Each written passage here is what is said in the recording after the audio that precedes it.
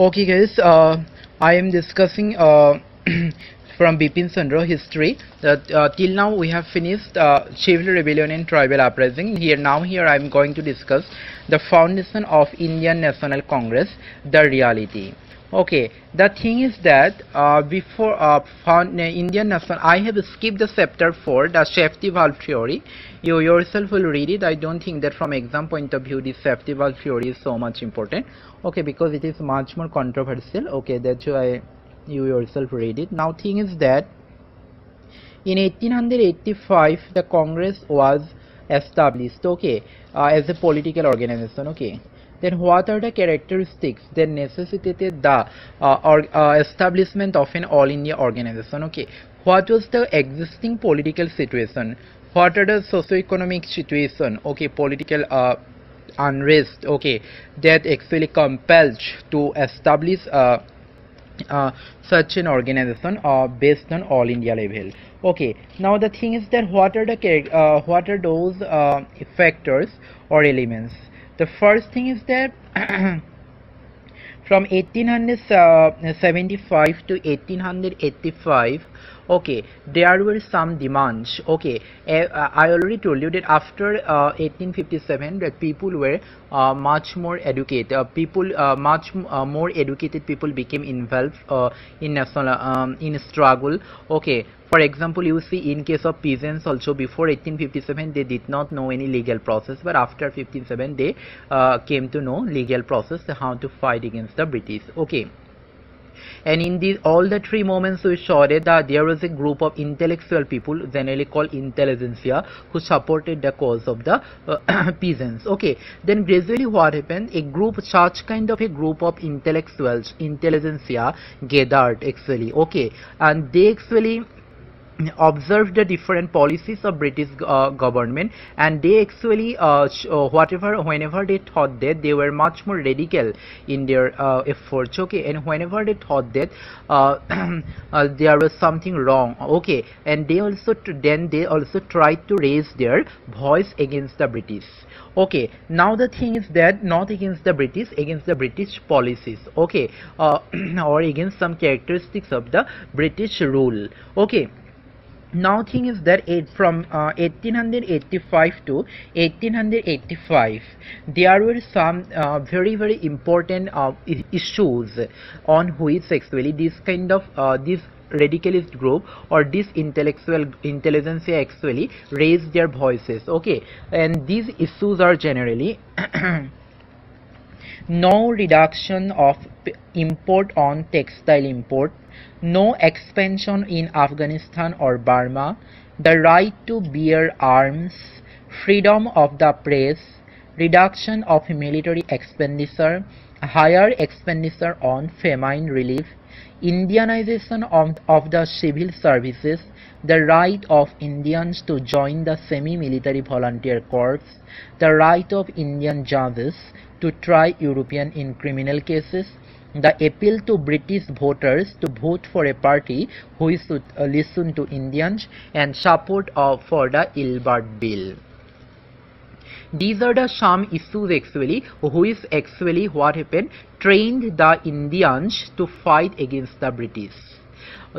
From 1875 to 1885, okay, in this group, okay, these intellectuals people, these nationalist intellectuals generally repeatedly fought on these issues against the British. Okay, they actually not repeatedly fought, we can say that they repeatedly what happened, filed petition. Okay, but they actually in this way, okay, they actually repeatedly requested British, okay, they repeatedly filed petition to the British on the on the redressal of these different issues. Okay, and mind this, these issues are very important. Whatever I have told you, these issues are mentioned in the Bipin Chandra book, page number 72. Okay, mind this thing, in prelims the question might come, which of the following was not a reason against on which the early nationalists did not file petition to the British. Okay, there are some demands. Okay, see the demands very carefully. Now the thing is that these demands actually, okay, nationalists actually wanted redressal on these issues. They filed petition to the British. Okay, they requested British to redressal while give wanting redressal on these issues. Okay, but in this way what happened, while they repeatedly filed petition, okay, while they repeatedly related with the administration regarding these different issues, they actually gained the kind of political momentum. Okay, while from 1875 to 1885, early nationalists generally what happened, raised different issues. Okay, and in raising these issues, they become involved actually with the British administration, and in this way they actually gain a kind of political momentum, and this actually necessitated a political spirit within them. Okay, this is the first reason. Okay, then another reason is that new organization. You see, before 1875 what happened, whatever the organizations were in India, most of the organizations were actually not up to the mark of the common people or general cultivators or farmers. Okay, they actually much more tilted to the zamindars. Okay, but what happened after 1875, there was a shift, there was actually a change in this kind of thinking actually. Okay, for example, the writer in this chapter it is mentioned that the British Indian Association of Bengal generally lost its anti-British edge. That means British Indian Association of Bengal was much more with the British government than favoring the issue of the peasants. Okay, in that way, Bombay Association and Madras Native Nationalist of Bengal also, sorry, not sorry, it is not that. What happened, we have seen that till now what we have seen, I have mentioned one point. Okay, mind that from 1875 to 1885 the radical nationalist intellectuals actually raised their voices again on different issues, and raising their voices in this way they in one way became involved with the British government and thereby they actually gain some kind of political experience.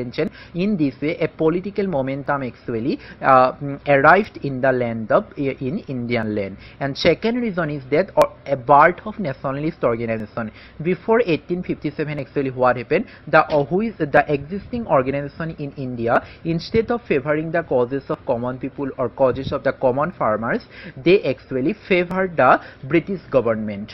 Okay, they are tilted to British government. For example, British Indian Association of Bengal actually much more favored the interest of zamindars. Okay, and in such a moment and in such a situation, some organizations were born which actually carried anti-British feeling, and they favored the cause of common people or common farmers. Okay, and some the name of some organizations are Indian Association, established in 1876. It is much more very much important organization that has contributed to the birth of nationalism in India. Okay, in that Bombay Presidency Association in 1885.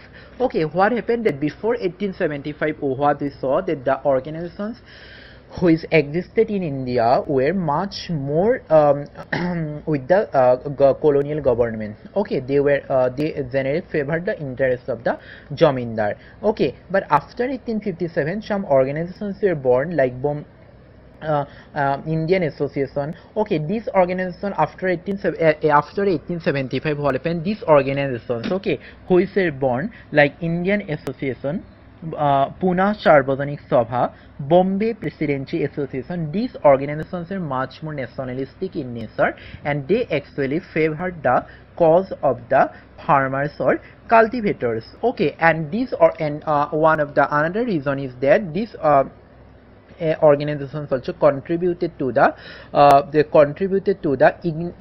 ink of a political feeling in Indian land. Okay, this is the another reason. And another third reason is that the birth of nationalist newspaper. After 1857, there were lots of newspapers. I have already told you that after 1857, whenever any a rebellion happens, like Indigo Rebellion, Deccan Rebellion. Okay, Indigo Rebellion, we saw that Hindu Patriot, Harishchandra Mukherjee through newspaper Hindu Patriot supported the cause of the indigo cultivators. Okay, then after that also in Deccan Rebellion also newspaper actually support the causes of the peasants. In that way, after 1857, actually the contribution, there was an immense contribution of nationalist newspaper actually, which contributed to the birth of a political feeling in India.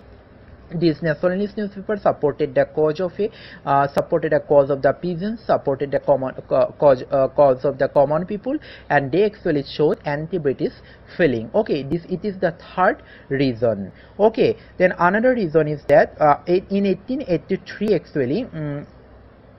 In 1883, an all-India effort was made to raise a national fund that would be used to promote political agitation in India. Okay, in 1885, it was decided that the fund would be collected to establish throughout which a all-India campaign all-India campaign can be organized against British. Okay. These are the four main different four reasons. First is that then what we have seen that till now, that what are the conditions, that why we if we are asked that why what was the necessity that an all India organization like Congress came into being in 1885, that what are the reasons which actually compelled to ignite the Indian people to politically so active. Okay, the thing is that first, after 1857, a group of radical intellectuals born. Okay, a group of radical intellectuals actually generally raised questions frequently on different issues regarding British administration. Okay, actually from 1875 to 1885, in the whole course actually they raised their voice on different issues, different some important issues. Okay, and during this course actually they learned tenet of they learned the tenet of political activity. They engaging different engaging in these issues with British government. They actually learned the pros and cons of the political scenario. Okay, and that is why they actually a political spirit was born among them, and it actually make the process speedier to the born of a new political organization. Okay, it is the one reason. The another reason is the new organization. Before 1875, mostly or many of the organizations we have seen that they actually supported the British instead of supporting the common people or farmers. But after 1875, the nationalist people, okay, who were alive, who came to the platform recently, they actually founded some organizations actually which actually very vehemently supported the cause of the farmer. Okay, and it was the another reason which actually make the political spirit in India much faster. Okay, then another reason is that a new nationalist newspaper. Okay, there are different newspapers which came into being, and these nationalist newspaper actually strongly supported the cause of the farmer. Okay, it was the another reason that make the people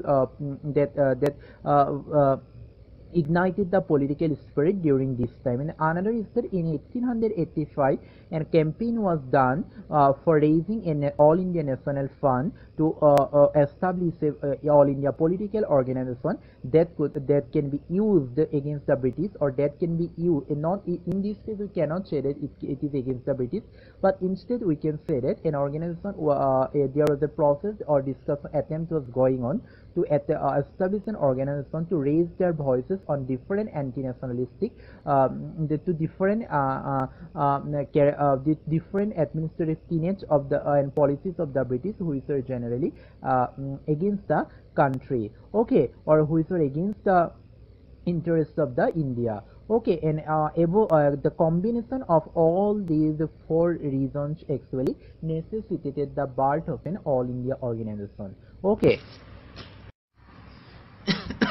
Then we have seen that what are the characteristics that necessitated the birth of an all India organization. Okay, and in this way in 1885 Congress was born. Okay, but Congress was born already. Okay, but the thing is that is it possible, or is it so easy to unite all the people on a same ground? No, because you see, the India was a very diverse country. Large number of people with different religion, with different race live in India.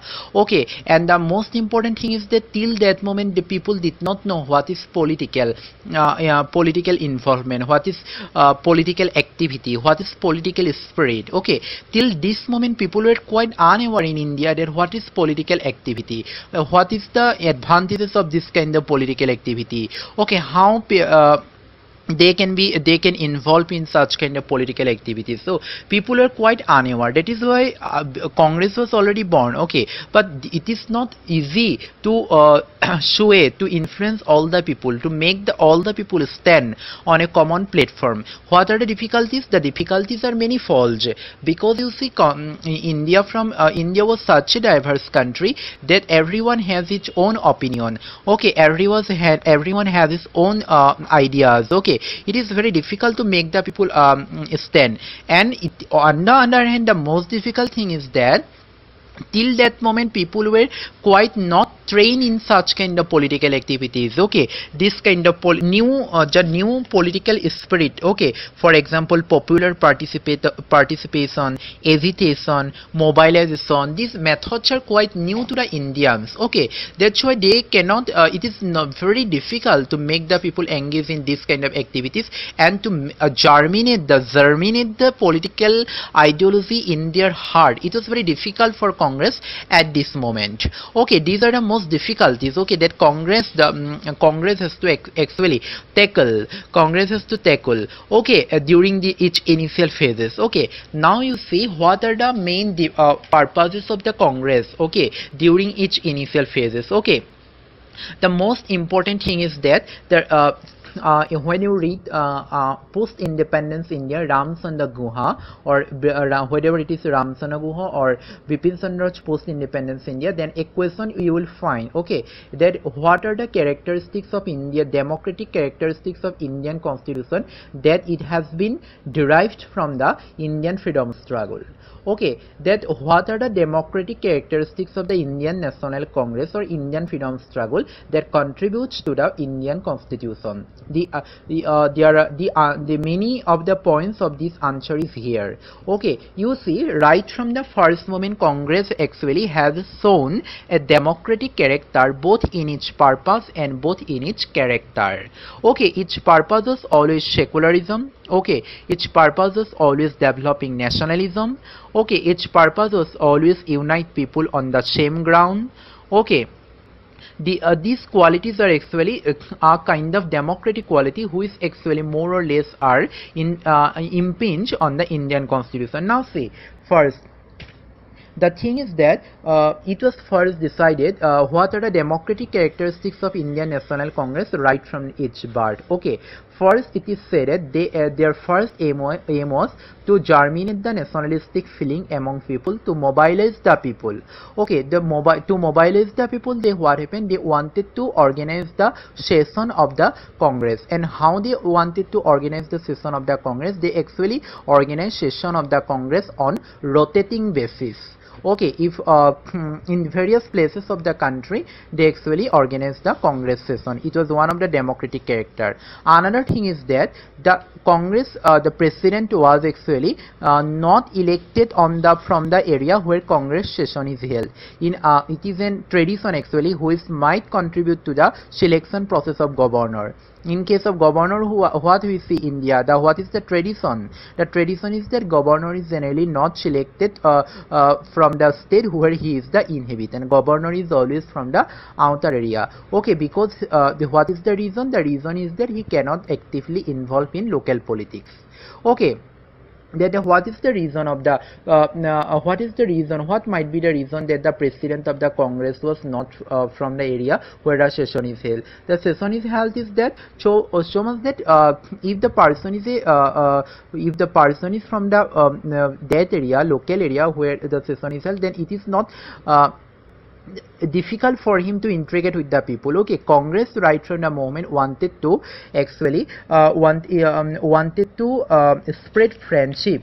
Okay, spread cooperation among people. Even it is said that W.C. Banerjee in his first Congress president reiterated that the objective of Congress was the friendly personal intercourse of all possible race, creed or provincial prejudice among all lovers of our country. It is the one reason. The reason is that so that the president, okay, so that the president can find Sanchez, okay, to integrate with the people throughout his effort. Okay, it is one kind of actually political activity, so that he can learn from she can learn some political activities throughout this platform. Okay, if he is from that area, then there is no problem to interact with people. Okay, but if he is outside area, then there might be difficulty in arranging these things or interacting or managing with people. Okay, that is why this decision was taken, so that he can learn something on throughout political activities in his course to integrate with the people. Okay, and another thing is that point number third, right from the initiation period, actually Congress actually supported the minority. Okay, and this was actually after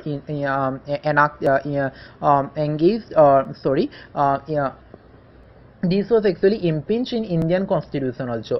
Okay, this was actually incorporated in Indian constitution also. Okay, then in the very first session, what the Congress session actually accepted, Congress session in 1888 accepted that no demand can be or no resolution can be accepted if this resolution is actually objected by a overwhelming majority of any religion. Okay. Then right from the initiation period, Congress actually gave importance on democratic voice. Okay, they supported the minority. Okay, they actually supported the minority, and they actually don't want to take any decision unilaterally. Okay, this is the another democratic notion of the Congress, which we have seen and which are later incorporated in Indian constitution. And one another thing is that sometimes it is also criticized that the minority politics actually began is the child of Congress. You see, Congress right from 1888 began this minority clause. Okay, though their intention is different at that moment, but as time grew, British took the advantage of this minority policy, and on this minority policy, the religion politics occurred during the course, and later after it became one of the prominent cause of division of India. Okay, that is why it is also said that the Congress, the minority politics or religion politics was the child of Congress, because at the very time of its birth, at the very time it came into an organization, it took up the clause of minority politics. Okay. Then though it is one of the parts or one of the democratic ideas that is incorporated in Indian constitution also, but sometimes it is also criticized that British right from its initiation period actually took up this minority politics. Okay, though it did not, though intention was different, okay, at that moment, okay, but later with the growing course of time, it actually became one of the prominent political characteristics in Indian freedom struggle. Okay, then another thing is that whenever Congress took any decision, actually it was decided by majority vote. Okay, even election of president, okay, acceptance of any resolution, okay, all these things are generally taken by a majority vote. Okay. So in this chapter we have seen that what are the characteristics or what are the compilation that necessitated the birth of the All India Congress. Okay, what are the prevailing conditions that actually forced the birth of a such kind of political organization, and then we have seen that you must have to link these characteristics to the post-independence India while reading Ramchandra Guha or reading Bipin Chandra in post-independence India. The most important characteristics is that Then what are the democratic characteristics of Indian National Congress that has contributed to the Indian Constitution? Okay, for the relation between pre-independence India and relation between pre-independence India and post-independence India. Okay, these are very important issues. Two questions arise from this. The necessitated narrate the political conditions that contribute to the birth of the Indian National Congress. Okay. Number 2, what are the democratic characteristics of Indian National Congress that contributed to the Indian Constitution? Okay, then what are the democratic characters that Indian National Congress took in its manifesto during its birth year, during the year of its birth? Okay, then another thing is that, do you think that the minority clause of Indian National Congress that it took it in its very first session was enough to germinate religious politics in India? Okay, these are different questions that might arise. Okay, till now I have finished here. In next lecture I will come. There is another issue: what are the success or what are the failures of Indian National Congress during its initial year? Okay, I will discuss on that topic. Till then, take care. Bye bye.